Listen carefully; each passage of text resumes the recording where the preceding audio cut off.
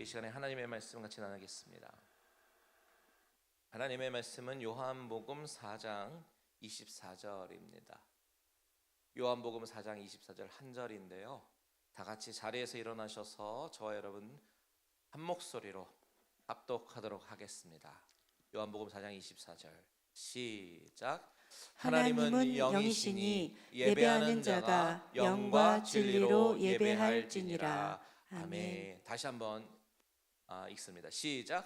하나님은 영이시니 예배하는 자가 영과 진리로 예배할지니라. 아멘. 다 같이 자리에 앉으시겠습니다.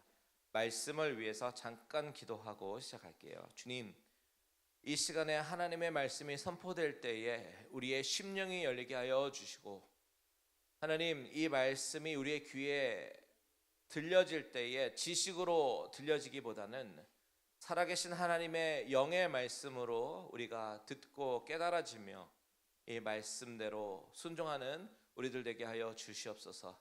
감사드리며 예수 그리스도의 이름으로 기도합니다. 아멘. 자, 2026년이 시작되면서 지난 몇 주간 우리는 교회의 비전에 대해서 우리가 살펴봤습니다. 그런데 사실 몇 가지 주제를 더 다룰 것이 있긴 한데 오늘로써 비전 시리즈는 일단락을 해야 될 것 같아요. 다음 주부터는 누가복음 강해로 다시 고백할 것 같은데 왜 그러냐면요, 올해 달력을 보니까 4월 첫째 주가 부활주일이거든요. 그리고 이번 주 다음 주 수요일 날이 애쉬 웬스데이라고 해서 그때부터 사순절이 시작이 됩니다. 이때는 우리가 예수님의 고난과 십자가를 더욱더 깊이 묵상하고 그 가운데 은혜를 받는 시간이어서요, 마침 누가복음 돌아가면 우리가 스탑했고 다시 리즘하는 그 에리어가, 그 본문이 바로 예수님의 고난과 십자가 그리고 마지막 때의 일들이거든요. 그래서 그 말씀을 묵상하면서 여러분과 은혜를 나누려고 하고, 비전 시리즈는 나중에 기회가 되면 또 하도록 하겠습니다. 그래서 오늘 비전 설교 일단락 마무리로 오늘 제가 여러분과 생각해보고 싶은 주제는 바로 예배 공동체입니다. 예배 공동체. 우리 교회는 어떤 공동체가 되어야 하냐? 교회는 어떤 공동체가 되어야 되느냐? 바로 예배 공동체라는 것이죠. 너무나도 기본적인 이야기입니다. 하지만 너무나도 중요한 이야기죠. 우리는 왜 예배로 모이는가? 여러분, 교회는 왜 예배 공동체가 되어야 한다고 생각하십니까? 왜 예배를 드려야 합니까? 하나님이 우리를 그렇게 만드셨고 우리는 그분의 명령을 따라 하니까요. 물론 맞는 이야기예요. 그런데 그것만으로는 우리의 마음의 동의를 이끌어내고 우리를 능동적으로 예배자로 서기에 만들기에는 뭔가 좀 부족해 보이는 것도 사실입니다. 맞는 이야기인데요. 그런데 좀 부족해요. 왜냐하면 대부분의 여기 계신 분들은 항상 모여서 예배 드리는 것에 익숙해져 계신 분들이기 때문에 하나님이 우리를 지으신 창조주 하나님이시고 우리를 지으신 목적이 바로 하나님을 영화롭게 하기 위해서다라는 이야기를 너무나도 잘 알고 계셔요. 이미 신자가 된 우리들은 그 표현이 전혀 이상하지 않고 고개가 끄덕여지고 동의가 되는 그런 말입니다. 하지만 만약에 하나님을 잘 알지 못하는 사람이 그 이야기를 들었다면 왜 우리가 예배를 드려야 하나? 하나님이 우리를 그렇게 지으셨으니까 동의가 될까요? 하나님이 우리 창조주인지 아닌지도 모르겠는데 우리가 그렇게 예배자로 지음을 받았으니까 예배해야 한다, 이것이 설득력이 있겠느냐라는 말이죠. 우리는 지난 2주간 설교 가운데 등장하는 단어 바벨론이라는 이 단어를 빌려서 말씀드리면요, 우리가 사는 이 세상은 하나님을 알지 못하는 세상입니다. 바벨론과 같은 세상이라고요. 그 가운데 우리가 크리스천으로서 선교사의 역할을 감당해야 된다. 이 세상에 영향력을 끼쳐야 된다. 주님이 말씀하신 것처럼 빛과 소금의 직분을 감당해야 된다. 그렇게 말씀을 드렸는데, 그렇게 하기 위해서는 우리는 우리만의 독트린에 빠져서, 그러니까 우리만의 교리에 빠져서 우리만의 언어와 우리만의 문화로 이야기를 한다면 그것은 세상에 전혀 영향력을 끼치지 못하고 설득하지 못하고 그저 무리를 지어서 사는 집단에 불과하지 않을까요? 그래서 우리가 늘 고민해야 되는 것은 우리가 이 세상에서 어떻게 하면 예수 그리스도의 복음을 영향력 있게 선포할 수 있을까? 이것을 고민해야 합니다. 오늘 본문에 보니까 예수님은 사마리아에서 한 이방인 여인을 만나십니다. 우리가 잘 아는 수가성 여인, 사마리아 여인이죠.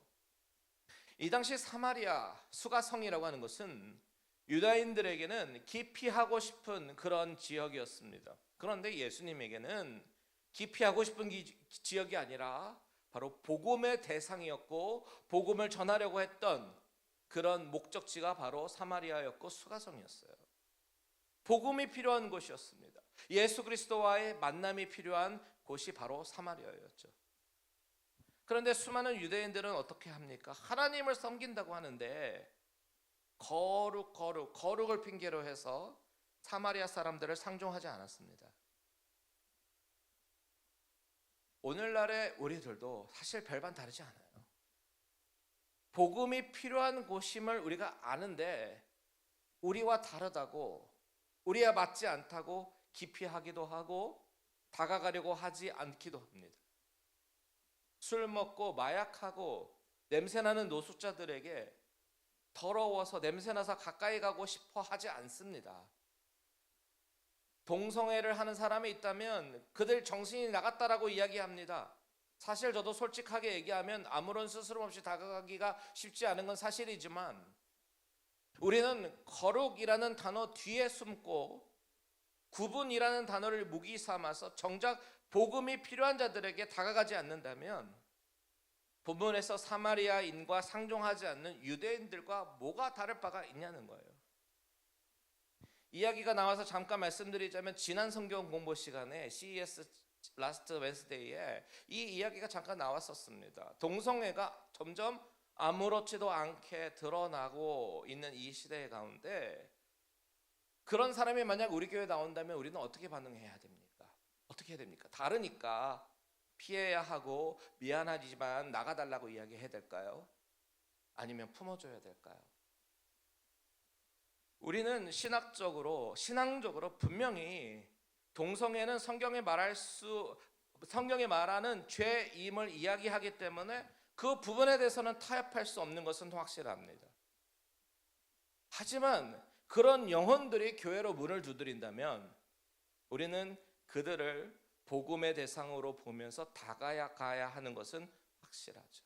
마치 오늘 본문에 예수님이 사마리아 여인에게 다가간 것처럼 말이에요. 그들도 예배를 드릴 수 있게 해줘야 되고 그들에게도 복음이 들려지게 하고 복음이 들어가게 해야 되고 그 복음의 능력으로 스스로 잘못된 가치관으로부터 벗어날 수 있도록 도와주는 것이 교회가 해야 할 일이다라고 생각합니다. 당시 사마리아는 유대인들이 상종도 안 했던 사람들이고요. 대화하는 것 자체를 꺼려했던 사람들인데 예수님은 일부러 사마리아로 지나가셨어요. 그리고 예수님은 이 여인과 대화를 하시면서 접근하십니다. 왜 접근하십니까? 한 영혼 때문에. 한 영혼을 살리시고 그 말에 있는 영혼들에게 그 진리가 전파되기를 원하셨기 때문에 그런 목적을 가지고 들어가신 거죠. 여러분, 예수를 믿는다라고 하는 것이 뭐냐?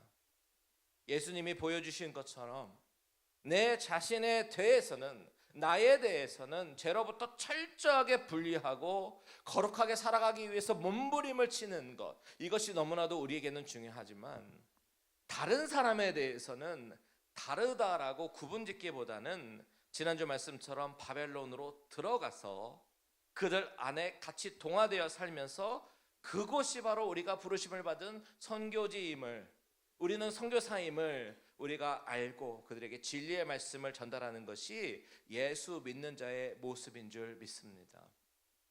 주님은 요한복음 4장에서 이 여인에게 먼저 다가가십니다.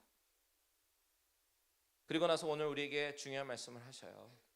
예배에 관한 말씀. 24절 다시 한번 읽어보겠습니다. 시작. 하나님은 영이시니 예배하는 자가 영과 진리로 예배할지니라. 아멘. 예배는 무엇이냐? 영이신 하나님께, 하나님은 영이신이라고 얘기하잖아요. 영이신 하나님께 영과 진리로 예배하는 것입니다.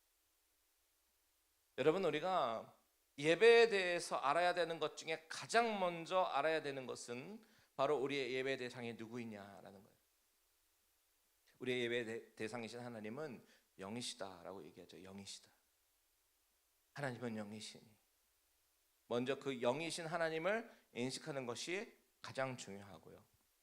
그분이 영이시기 때문에 우리가 예배할 때에 우리가 만들어 놓은 각종 형식이 가득한 그런 예배의 형식과 방법이 중요한 것이 아니라 눈에 보이는 화려한 예배당에서 예배하고 우리가 만든 예배 형식 안에 하나님을 가둬 놓고 넣는 것이 중요한 것이 아니라 하나님이 영이시기에 영적인 방법으로 예배를 해야 되는 것이 중요한 것이다라는 겁니다. 여기서 영이라고 하는 것은 성령을 의미합니다. 푸뉴마라고 얘기합니다. 그렇기 때문에 성령이 임하셔서 성령님께서 깨닫게 해주시는 진리 가운데 나아가는 것이 예배다라고 주님께서 친히 가르쳐 주시는 거예요.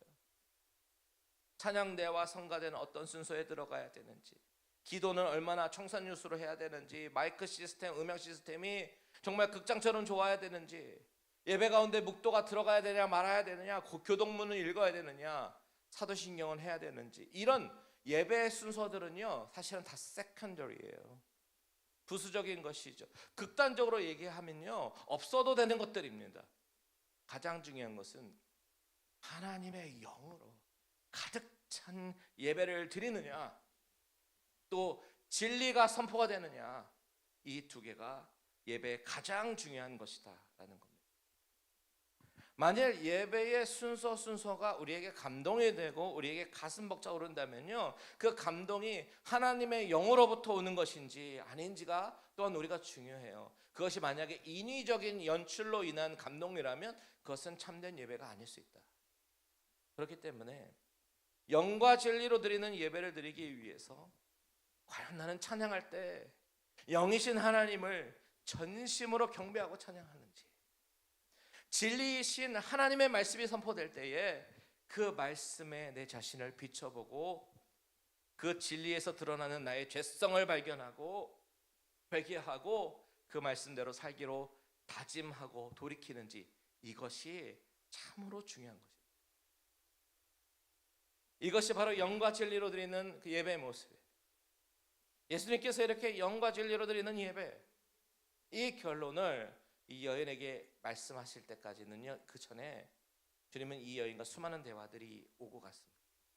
그 대화 중에 여인이 이런 이야기를 해요. 20절 보시면 우리 조상들은 이 산에서 예배하였는데 당신들의 말은 예배할 곳이 예루살렘에 있다 하더이다. 즉 예배 장소가 중요한 거 아닙니까? 이렇게 묻는 거죠. 예배 장소가 중요한 거. 그때 주님의 대답은 아니다. 이 산에서도 말고 저 예루살렘에서도 말고 예배는 오직 영과 진리로 예배하는 것이다 라고 말씀하시는 거예요. 즉 예배는요 예배드리는 장소가 중요한 것이 아니라 예배드리는 사람들이 어떤 마음과 어떤 자세로 드리느냐, 이것이 가장 중요하다라고 말씀하는 거죠. 우리의 마음의 상태가 중요하다, 이 말씀을 좋아하시는 몇몇 분들이 계십니다. 나름대로 좋아하시는 분들이 있어요. 예배는 장소가 중요한 것이 아니니까 집에서도 얼마든지 온라인으로 예배 드릴 수 있네요. 예배가 장소가 중요한 것이 아니라 푸른 초장교회 가서 일요일 날 골프 치면서도 예배 드릴 수 있겠네요. 엄밀히 말하면 틀린 말은 아니에요. 꼭 이 자리에서 예배를 드려야만 예배는 아니죠.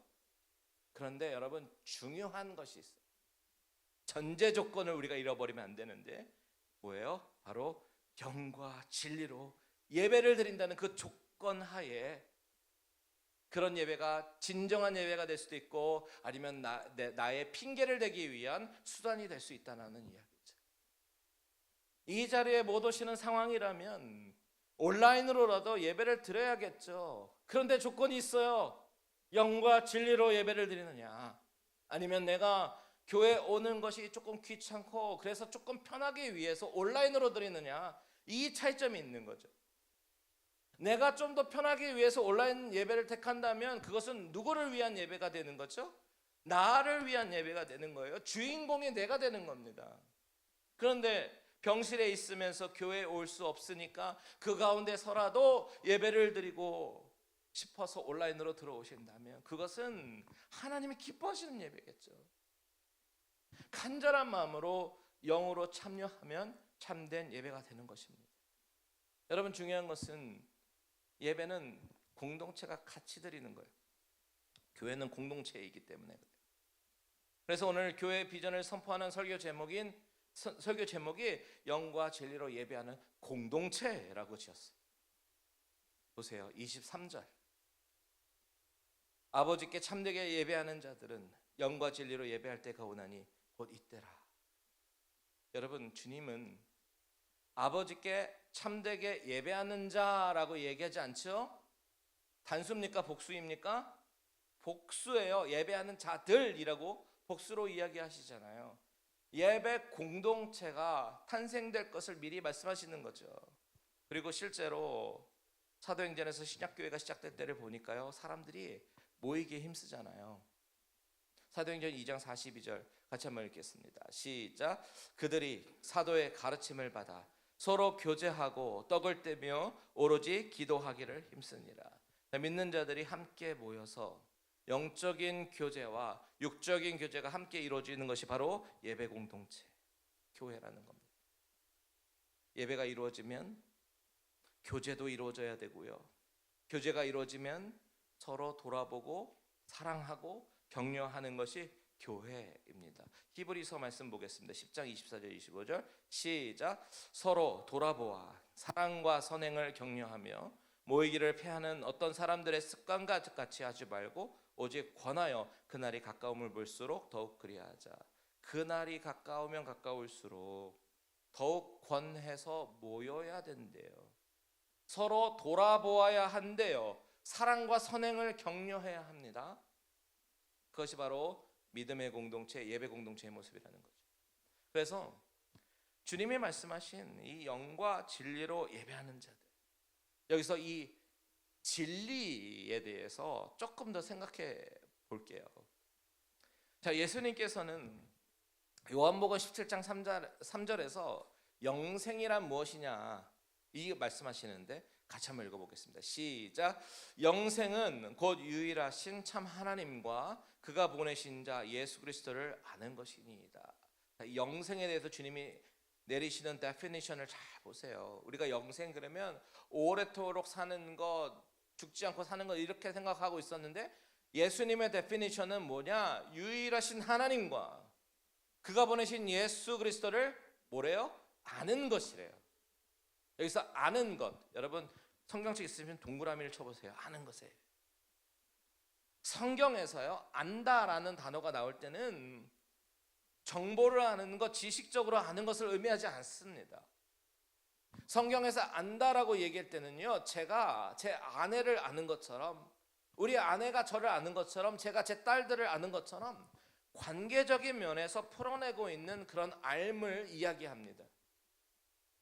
여러분은 제가 잠잘 때 어떤 잠버릇이 있는지 모르시잖아요. 그런데 제 아내는 누구보다 가장 잘 압니다. 잠버릇뿐일까요? 내가 어떤 부분에 민감하게 반응하는지, 내가 어떤 부분에서 만족감을 가장 잘 느끼는지 제 아내만큼 저를 잘 아는 사람이 없어요. 그만큼 깊은 관계이기 때문에 그렇습니다. 이런 긴밀한 관계가 바탕이 된 그런 알미 바로 성경에서 말하는 아는 것이라는 거예요. 예수님이 영생에 대해서 말씀하시면서 영생은 유일하신 하나님을 아는 것이다. 그리고 그가 보내신 예수 그리스도를 아는 것이다. 이렇게 말씀하시는 것은 그와 인격적인 관계를 맺고 긴밀하게 은밀한 관계 속으로 나아갈 때에 바로 그것이 영생이다라고 말씀하는 겁니다. 다시 말하면 지식이 우리를 구원하는 것이 아니라, 교리가 우리를 구원하는 것이 아니라 하나님과의 인격적인 그런 관계가, 사귐이 우리를 영생으로 이끈다라는 겁니다. 그렇다면 여러분, 교회라는 공동체는 무엇인가? 우선 우리가 에베소서 4장 13절의 말씀을 보겠습니다. 같이 읽습니다. 시작. 우리가 다 하나님의 아들을 믿는 것과 아는 일에 하나가 되어 온전한 사람을 이루어 그리스도의 장성한 분량이 충만한 데까지 이르리니. 하나님을 아는 사람들, 하나님의 아들을 믿는 사람들이 모여서 그분을 알아나가는 일에 하나가 되고 아는 것에 그치는 것이 아니라 온전한 사람을 이루어서 그리스도의 장성한 분량이 충만한 데까지 이르는 공동체. 다시 말씀드리면, 쉽게 말하면 진리로 같이 영적 성장을 이루는 공동체가 바로 교회다라고 바울은 이야기하는 거예요. 이렇게 하나님을 아는 것에 하나가 되고 하나님과 더불어서 사는 것이 교회인 것이고, 하나님은 그런 교회를 주목하시고 축복하시는 겁니다.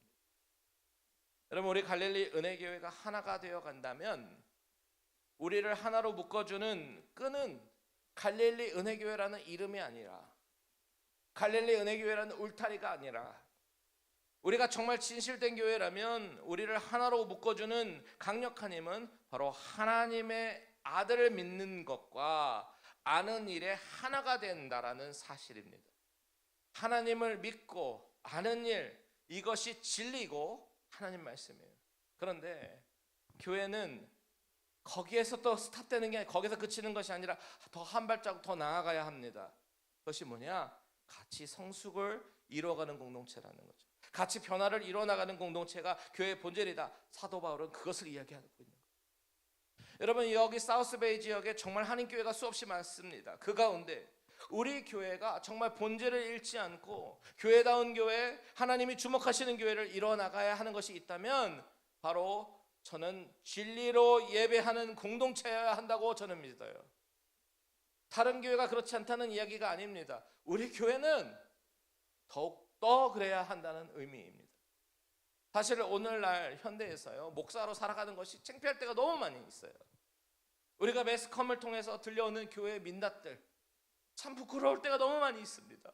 도덕적으로 타락한 모습, 이기적인 모습을 보이고 물질화, 세속화가 되어져 갖고 있는 한국교회의 현주소를 바라보게 되면요, 저는 목사로서 너무 부끄럽습니다. 숨어 들어가고 싶은 것이 현주소예요. 그런데 사실 문제는 이런 도덕적인 타락이 아닙니다. 도덕적 타락이 문제인 것처럼 보이지만 그 도덕적 타락 이전에 진리의 타락이 먼저 일어났기 때문에 그렇게 도덕적 타락이 일어나는 것을 우리는 알아야 되는 겁니다. 그 진리의 타락이 문제다라는 사실을 우리는 알아요. 교회 안에 정화가 일어나야 한다면 바로 도덕의 정화 이전에 진리의 정화가 먼저 일어나야 된다고 저는 믿습니다. 도덕이 선다고 교회가 되는 건 아니거든요. 교회는 복음의 진리 위에서만 서게 되는 것입니다. 도덕은 어떻게 보면 진리와 하나님을 아는 일에 하나가 될 때에 자연적으로 따라오게 되는 열매적 측면이 강합니다. 그런데 오늘날 교회는 진리를 잃어버렸어요. 교회 안에 실용주의가 들어오고, 교회 안에 상업주의가 들어오고, 교회 안에 물질주의가 교회 안에 들어와서 하나님의 말씀의 권위가 있어야 하는 그 자리에 다른 것이 들어왔기 때문에 도덕적인 타락이 생겨날 수밖에 없는 그런 구조가 되어버린 거예요. 그렇다면 여러분, 우리의 질문은 그러면 우리는 어떻게 해야 되느냐? 이것이 오늘 메시지의 결론입니다. 우리는 어떻게 해야 될까? 가장 첫 본문으로 돌아가서 하나님은 영과 진리로 예배하는 자들을 찾으신다라는 이 구절이 우리가 붙잡아야 될 구절이에요. 개역 한글 버전에는 신령과 진정으로 예배하는 자라고 번역을 했는데, 우리는 신령과 진정으로 예배하는 공동체가 되어야 합니다. 하나님을 아는 일, 그리스도를 아는 일에 하나가 되는 진리의 공동체가 되어야 하는 거예요. 그리고 바울 사도의 또 다른 권면에 우리가 귀를 기울여야 되는데, 그 권면이 뭐냐? 바로 갈라디아서 1장입니다. 바울은 이렇게 이야기해요. 7절 같이 한번 읽습니다. 시작. 다른 복음은 없나니 다만 어떤 사람들이 너희를 교란하여 그리스도의 복음을 변하게 하려 함이라. 어떤 사람들이 다른 복음을 들고 들어와서 복음을 변질시켰다라는 거예요. 근데 사도 바울은 단호하게 얘기하죠. 다른 복음은 없다. 그러면서 이런 이야기를 합니다. 10절 다 같이 있습니다. 시작. 이제 내가 사람들에게 좋게 하랴, 하나님께 좋게 하랴, 사람들에게 기쁨을 구하랴. 내가 지금까지 사람들의 기쁨을 구하였다면 그리스도의 종이 아니라. 교회의 본질은 사람을, 눈과 귀를 즐겁게 하고 기쁨을 주는 것이 아니라 바로 흔들리지 않는 진리에 서서 하나님을 기쁘게 하는 것이 교회임을 바울 사도는 강력하게 권고하고 있는 거예요.